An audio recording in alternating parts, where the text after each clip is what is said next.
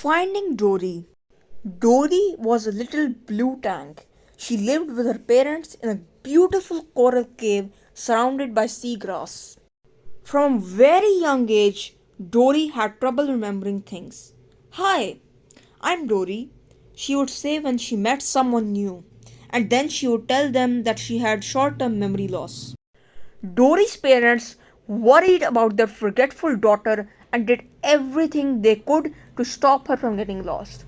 But one day, Dory got separated from her parents and couldn't find her way back home. Before long, she was lost and alone. It was getting dark, so Dory swam under a rock and tried to sleep. Just keep swimming, she sang quietly to herself as she closed her eyes. Dory just kept on swimming and swimming, getting further and further away from her home. The time passed and Dory grew up, but she still asked every fish she met if they had seen her parents. None of them had. Hi, I've lost my family, Dory would say. Can you help me? Where did you see them last? The fish would ask. Well, funny story, but I forgot. Poor Dory had forgotten where she came from and why she was lost. One day, while Dory was swimming along, she looked up and saw a boat speed by above. Just then, she swam headfirst into a clownfish who was yelling something about his son Nemo. They took him away, the clownfish cried. I have to find the boat. A boat? Said Dory. Hey, I've seen a boat. Dory and the clownfish, whose name was Marlin, swam off towards the boat in search of Nemo. 1 year later, long after Marlin and Dory had brought Nemo back home, the three friends still lived together on the coral reef. They had a happy and colorful home and had lots of fun together. Sometimes Dory would swim away on her own, so Marlin and Nemo had to keep a close eye on her. Dory was very happy and had forgotten to ask for help to find her parents. Marlin and Nemo were all the family she needed. One day, Nemo's school teacher, Mr. Ray, took his class to watch the stingrays migrating back home. Dory went along as a teaching assistant. It was a wonderful sight. Hundreds of stingrays flapping their huge wings and singing as they swam. Dory was amazed. Mr. Ray warned his class not to get too close to the stingrays because their flapping caused a strong current in the water called an undertow. The undertow could sweep any little fish away. But in her amazement, Dory forgot Mr. Ray's warning.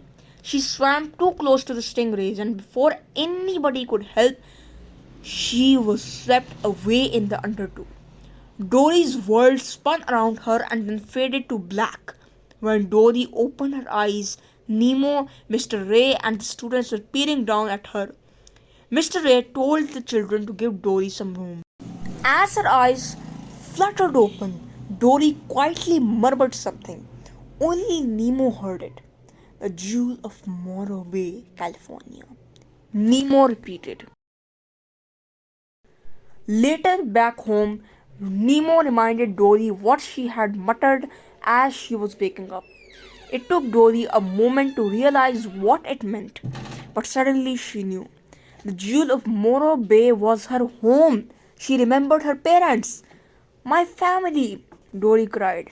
I remember my family. All these sudden memories sent Dory into a spin. She swam straight to the edge of the reef. Marlin and Nemo chased after her. I have a family, Dory called back to them. They don't know where I am. Let's go. Dory, California's all the way across the ocean, said Marlin. Dory stopped swimming and looked back at her friends. Please, she said. All I know is that I miss them. I didn't know what that felt like. Do you know what that feels like?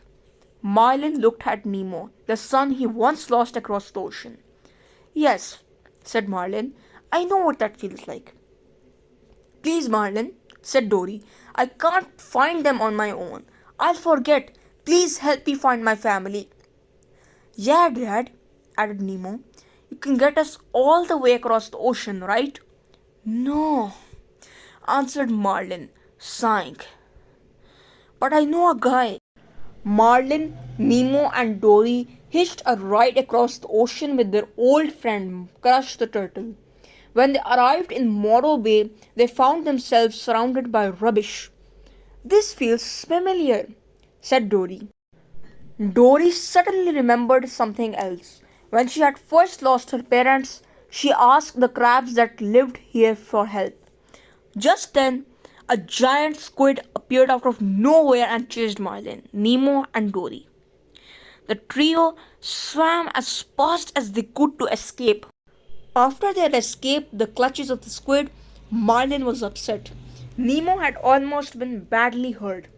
Dory tried to comfort Nemo, but in this moment of worry, Marlin snapped at her. Go wait over there and forget, Marlin said. It's what you do best. Dory was so sad that she had upset Marlin. She was determined to make it up to him, so she swam off to look for help. Just then, Dory heard a loud voice in the distance saying, Welcome to the Marine Life Institute, where we believe in rescue, rehabilitation, and release. Dory swam to the surface and Marlin and Nemo caught up with her. Guys, I found help, Dory cried. Look out, yelled Marlin as a boat appeared behind Dory. She was scooped up by a human and carried away. Don't worry, Dory, a panicked Marlin called after her. Stay calm, we'll come and find you. The next thing Dory knew, she had a tag clipped to her fin and was dropped into a tank. Suddenly, an octopus appeared. He had one tentacle missing. He was a septopus. He reached one of his long tentacles towards Dory. Name's Hank, he said. Hank explained that Dory was in quarantine and the tag was a transport tag. It meant she was going to an aquarium in Cleveland. Cleveland, gasped Dory. No, I can't go to the Cleveland. I have to go to the Jewel of Morro Bay, California. That's this place, said Hank. The Marine Life Institute, the Jewel of Morro Bay, California. You're here. Hank wanted Dory's orange tag so that he could go and live on his own in a glass tank in Cleveland. He didn't like living with other fish.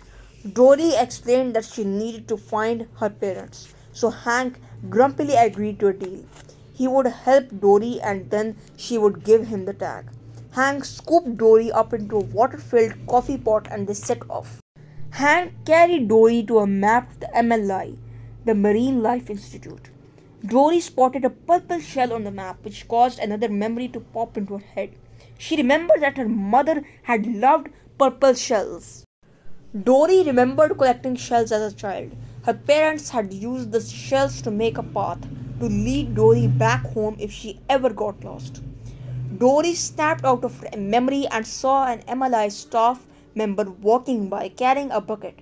Hank hid, but Dory read the word on the bucket. It said Destiny. Suddenly, Dory felt it was very important that she get into that bucket. So she did. Hank followed as fast as he could as she was carried away. Dory was tipped from the bucket to a large pool and Hank followed close behind. The pool was home to a giant whale shark called Destiny, who couldn't see very well and often swam into walls. Her neighbor was a beluga whale called Bailey. He was at the MLI because he had bumped his head. He thought he had lost his echolocation ability, which helped him to see things that were far away. Destiny realized that she had known Dory when they were young. Dory had lived in the open ocean exhibit and they used to talk to each other through the pipes. Dory had to get to the open ocean exhibit. She was sure that's where her parents would be. On their way to the open ocean exhibit, Dory led Hank in the wrong direction and they ended up in a touch pool. Small and grubby hands came at them from above. It was terrifying. Hank hid under a rock and wouldn't come out. I'm sorry, Hank, said Dory. I'm sorry I can't remember right. Just then, Dory remembered that she had once said the same thing to her parents. Her mother had said that Dory didn't need to be sorry. You know what you need to do, Dory's mother had said. Just keep swimming. Hank, we've just got to keep swimming, Dory cried. But Hank still didn't want to move. I know you're scared, said Dory, but you can't give up. Follow me. Dory grabbed Hank's tentacle and they raced across the slush pool, but one of the children poked Hank. This caused his octopus ink to ooze out and turned the whole pool black. The kids all shouted in shock and ran away. Hank and Dory weren't in danger anymore. Wow, said Hank, stunned. You got us out of there? Meanwhile, outside in the bay, Marlin and Nemo had met a bird called Becky who carried them into the MLI inside a bucket. Marlin was terrified, but he knew it was the only way to find Dory. Inside the MLI, for reaching the exhibits, Becky spotted some spilled popcorn on the ground. She left Marlin and Nemo hanging on a tree branch and flew down for a feed. Marlin nudged the bucket forwards until the branch pulled under the weight and the two fish were flung into a tank at the gift shop. They didn't know what to do next. They were very worried about Dory. She would definitely have an idea of what to do if she were here, said Marlin. I don't know how she does that. I don't think she knows that, said Nemo. She just does. Marlin knew that Nemo was right. What would Dory do? Asked Nemo.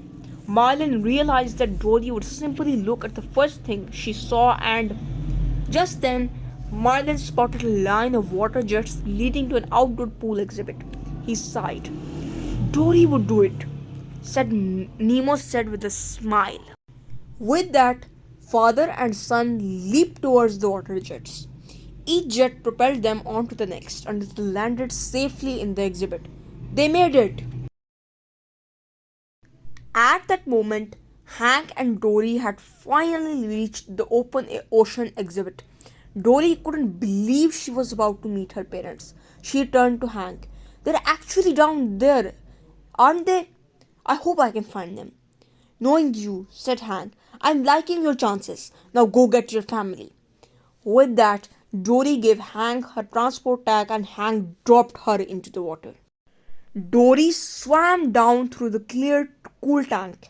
At the bottom, she spotted a trail of shells just like the one she remembered from her childhood. This was her home.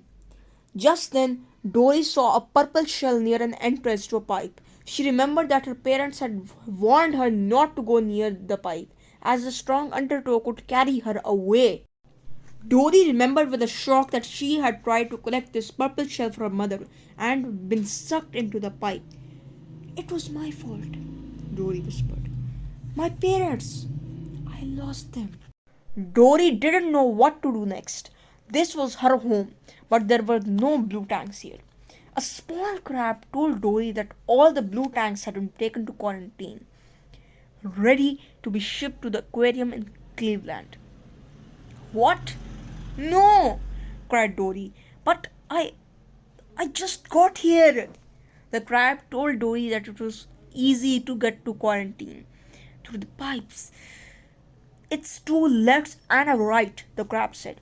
Dory looked at the pipe entrance, gathered her courage, and squeezed through the grate into the darkness. Okay, she told herself. I can do this. Two lefts and a right. But before long, Dory forgot how many lefts she had already taken. She was lost. She began to panic, but then she remembered her friends, Destiny and Bailey. She could call to them through the pipes. Destiny! Dory called in her best whale voice. Dory? A voice answered. It was Destiny. Destiny had an idea. Bailey could use his echolocation to find Dory and give her directions. He had just had to make an ooh sound, and echoes would come back to him from far away. It was like seeing a picture in his head. Bailey still believed his echolocation was broken, but Destiny soon convinced him to try. After a few attempts, it finally worked. He could see Dory and the whole pipe system. He began to give Dory directions. Dory followed Bailey's directions and bumped straight into Marlin and Nemo. They had swum into the pipes to search for their friend. "You found me!" Dory cried. Marlin wanted them all to head home, but Dory stopped him. "My parents are here," she said. "You found your parents?" Nemo asked, amazed. Dory explained everything that had happened, and the three of them made their way towards quarantine. The journey was much easier now that Dory had some company. Dory, Marlin, and Nemo made it to quarantine and leaped into one of the tanks. They saw with a shock that the tank of blue tanks had already been loaded on the truck to Cleveland. Suddenly, Hank appeared. "Hank, we need to get in that tank," said Dory. "That rhymed." Hank lifted Dory, Marlin, and Nemo into a coffee pot and put them into the tank on the truck. The other blue tanks recognized Dory, but they had sad news. Dory's parents had left the open ocean exhibit and come to quarantine years ago. Nobody knew where they were now. Dory was heartbroken. She drifted slowly back into the waiting coffee pot. Hank scooped it up and backed out of the truck. Hank looked down into the coffee pot. "Where's everybody else?" he asked. Marlin and Nemo were still inside the truck. Before Hank could do anything else, a member of MLI staff grabbed him. The coffee pot fell to the floor. Dory spilled into a drain, which took her out of the MLI and back into the ocean. Once again, Dory was alone and lost. In the bay outside the MLI, Dory swam through the water with no idea what to do. She began to panic. She was scared that she would forget everybody again. But then Dory spotted something. It was a trail of shells. Dory liked shells, so she followed the trail. Just then, two shapes emerged from the darkness. It was her parents! Dory's parents had been creating shell pathways all this time in the hope that Dory would see them and remember. "It's you! It's really you!" cried Dory as she burst into tears. "Oh, honey, you found us," said Dory's mom.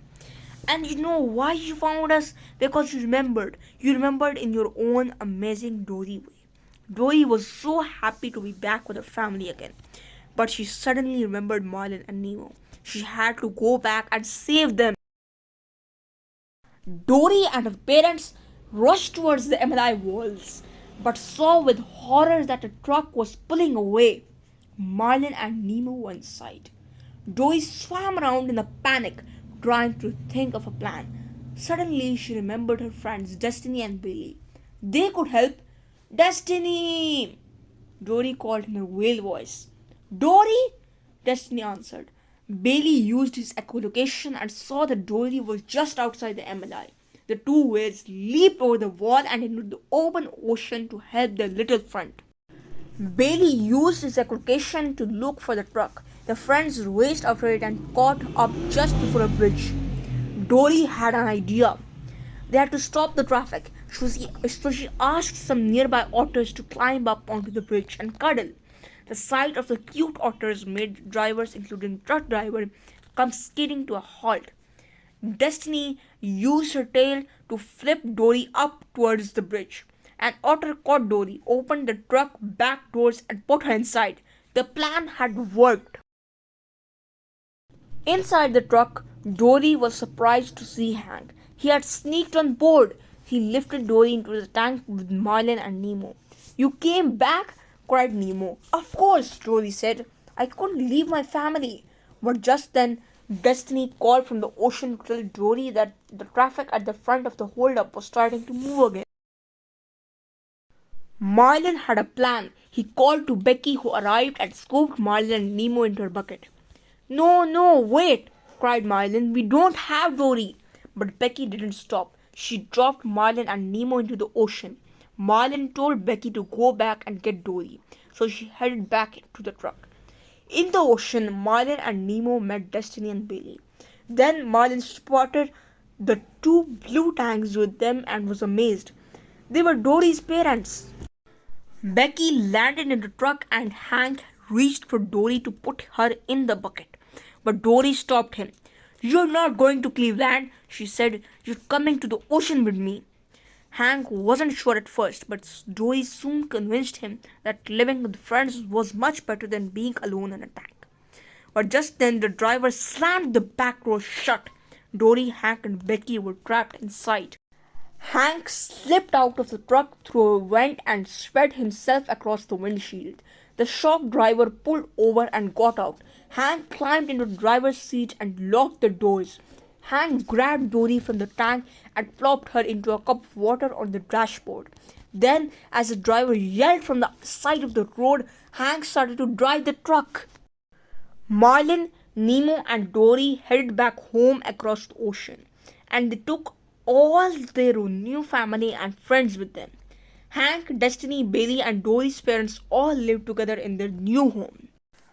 Dory was happier than she had ever been. She could now swim off on her own sometimes because she always remembered how to get back to her huge family. "I'll see you in a while, guys," Dory said one day. "I've got something that I wanna do."